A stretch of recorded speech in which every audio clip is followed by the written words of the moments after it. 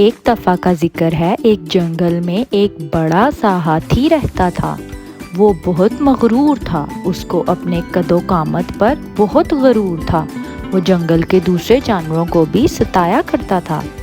ایک دن ہاتھی جنگل سے گزر رہا تھا کہ اچانک اس کی نظر ایک چونٹی پر پڑی۔ ہاتھی نے اپنی سونڈ میں پانی بھرا اور چونٹی پر گرا دیا۔ چونٹی کو بہت غصہ آیا۔ چونٹی نے ہاتھی سے کہا، ایک دن میں تمہاری اس شرارت کا بدلہ ضرور لوں گی۔ ہاتھی ہنس پڑا اور مغرورانہ انداز میں بولا، تم جیسی حقیر چونٹی کس طرح مجھ سے بدلہ لے گی؟ چونٹی نے کہا، اے ہاتھی، اپنی قد و قامت پر غرور نہ کر۔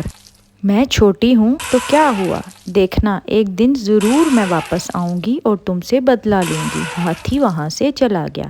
ایک دن چونٹی کھانے کی تلاش میں جنگل سے گزر رہی تھی کہ وہی ہاتھی اس کو دوبارہ نظر آیا۔ وہ اس کی سونڈ میں گھس گئی۔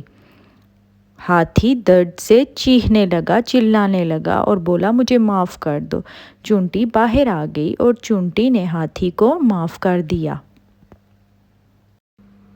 تو پیارے دوستوں، آپ کو آج کی یہ کہانی کیسی لگی؟ مجھے کمنٹس میں ضرور بتائیے گا، اور ساتھ ہی ساتھ سٹوری کو لائک اور چینل کو سبسکرائب کرنا مت بھولیے گا، اور ساتھ ہی لگے بیل آئیکن کو بھی ضرور پریس کیجیے گا۔ اس سے میری ہر آنے والی ویڈیو آپ تک ضرور پہنچے گی۔